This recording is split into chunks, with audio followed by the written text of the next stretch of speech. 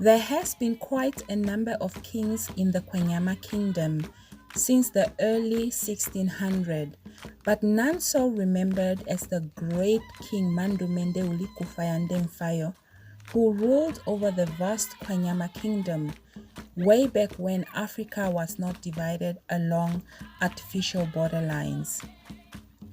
His kingdom stretched from what we know today as Ovawambo region in Namibia and extended all the way to Oihole in southern Angola. He was as fearless as his warriors, and together they pushed back the Portuguese and South African invaders down to the last man standing. Hello besties, and welcome to another video on African history, perception and culture. To catch all our latest videos as they air, please subscribe with post notifications on.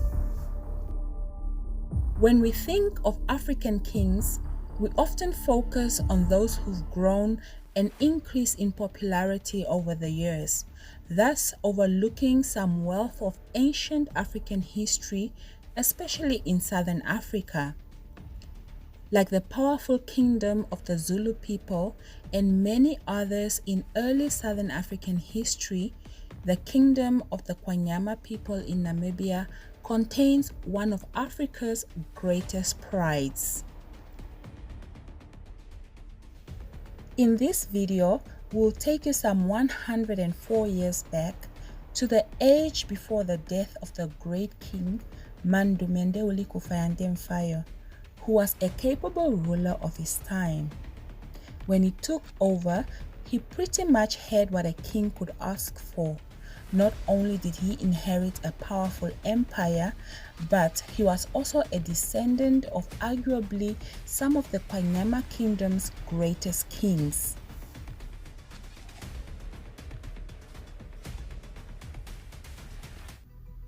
King Mandume Ndeulikufa Ya Ndemufayo led his warriors into battles of resistance against the Portuguese and South African invaders.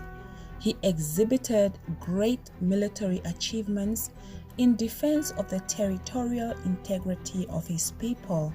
So you might wonder, who were his people?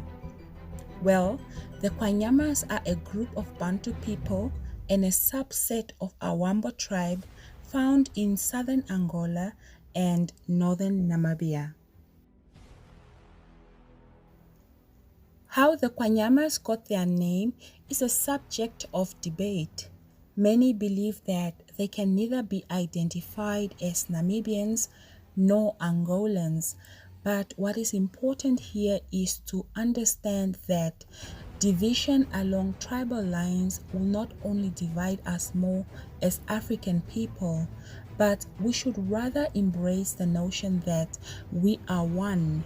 After all, who are we without each other?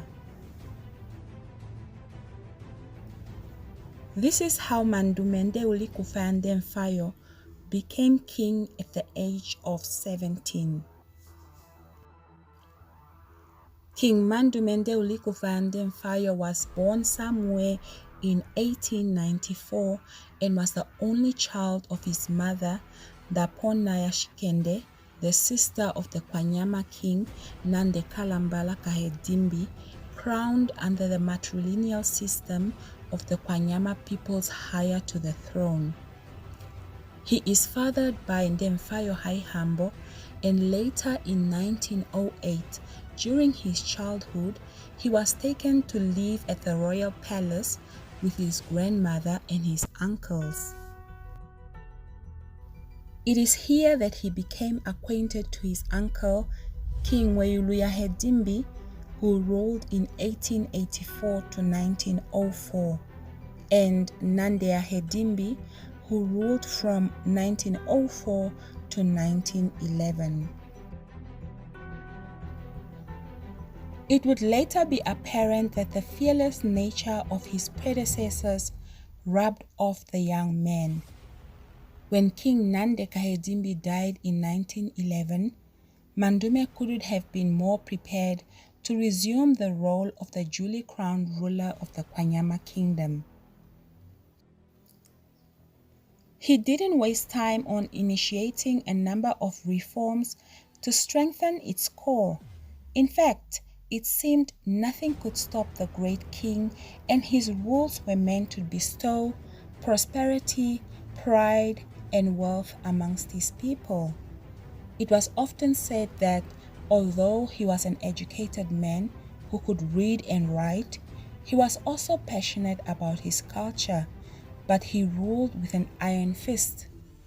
I'm glad that this gets to dispel the negative notion that ancient Africans lacked literacy.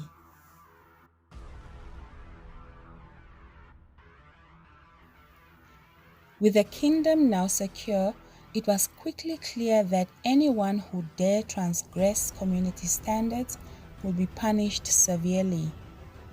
King Mandume Ndeulikufa Ya Ndemufayo knew that the lack of unity and scarce natural resources was a threat that could divide his people.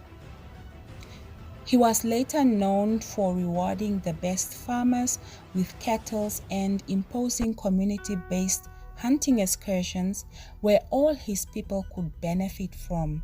He worked tirelessly to resist any influence that could divide his people. It is often said that King Mandume Ndeulikufa Ya Ndemufayo was largely praised for his role in addressing social ills and gender-based violence, and condemned cruel acts against women and children. Under this set of rules, his people were encouraged to work hard. Some of these rules still apply under the Kwanyama traditional authority today.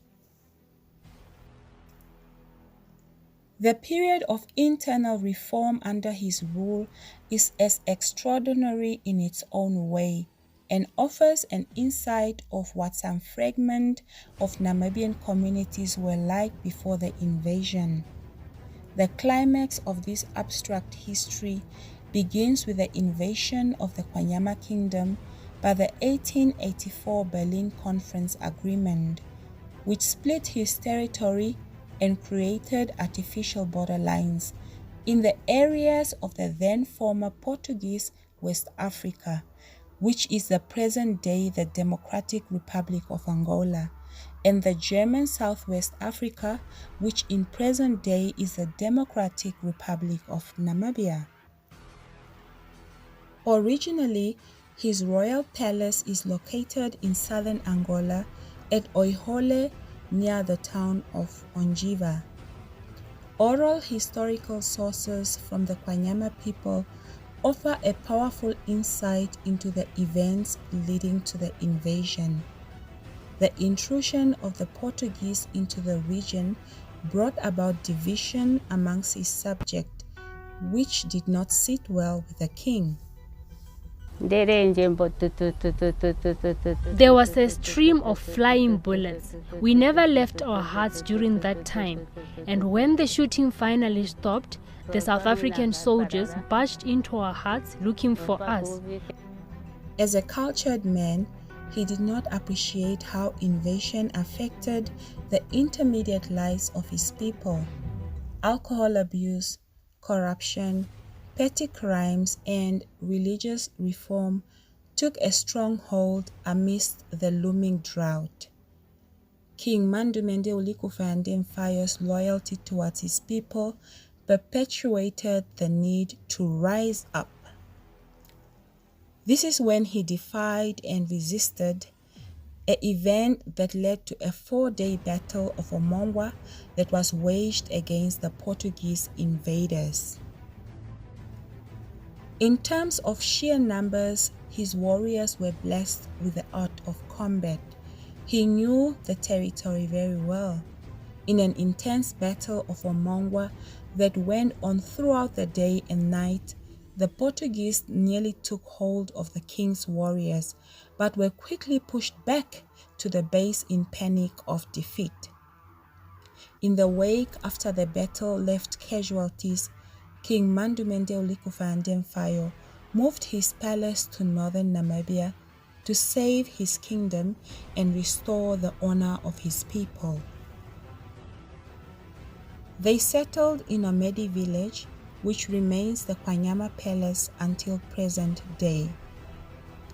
It would rather be evident that the hopes of settling here peacefully would be dashed, as the South African and British invaders, who seemed to have offered protection, had a hidden agenda.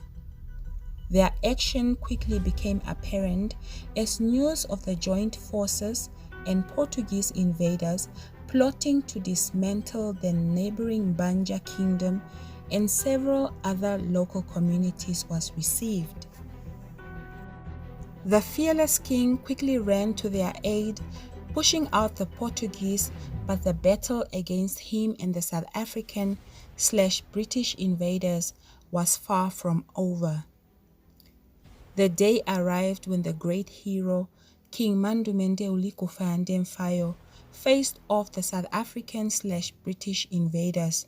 He vowed to fight until his last breath, and these were the powerful words he said to his warriors. "It is better to die fighting than become a slave of the colonial forces. Let us fight until the last bullet. Our hearts will be one and our souls will unite." On the dawn of the 6th of February 1917, the battle came to a halt. It was apparent that the battle left mass casualties. The king was injured, and so were his warriors and the invaders. Sadly, those were the last words he ushered to his warriors before he was struck and his head decapitated. Fast forward today, the cause of his death is highly disputed. Oral historical sources claim that King Mandume Ndeulikufa Ya Ndemufayo refused to be buried alive or give the invaders the pleasure of claiming victory, so he committed suicide.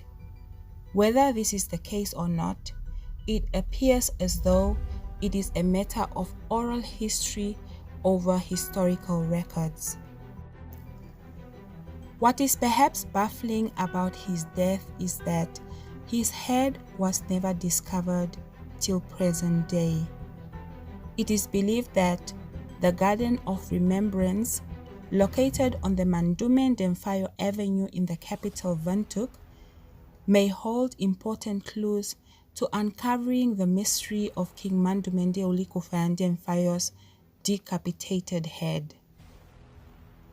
The period from 1917 to 1998, there has been no king in the Kwanyama kingdom.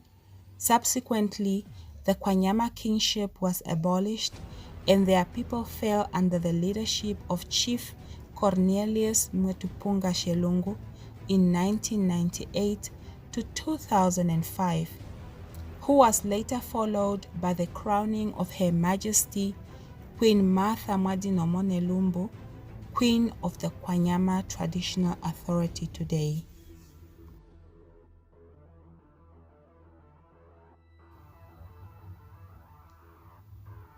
King Mandume Ndeulikufa Ya Ndemufayo's tomb can be found at the majestic Namibian heritage site.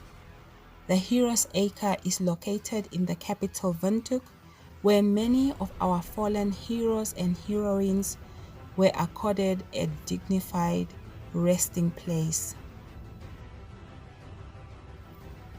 The first ever commemorative event honoring his life and contributions took place on the 2nd of March 2017 at the current Kwanyama Palace in Onedi village in northern Namibia. On the 6th of February 2002, a joint collaborative effort between the Kwanyama Traditional Authority, governments of the Republic of Angola and Namibia, agreed to erect a monument at Oihole in southern Angola. In a typical Namibian-style commemorative procession, thousands of people from all walks of life met at this majestic tomb that is unveiled in his honor. It shall never be enough to honor the sacrifices of our heroes and heroines, who've sacrificed their lives for the territorial integrity of our people.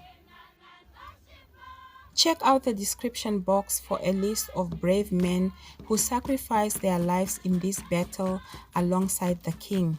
Who knows, you might discover a long-lost family. If you like informative and educational videos on Namibia and Africa in general, be sure to subscribe with post notifications on. See you next time. Bye besties.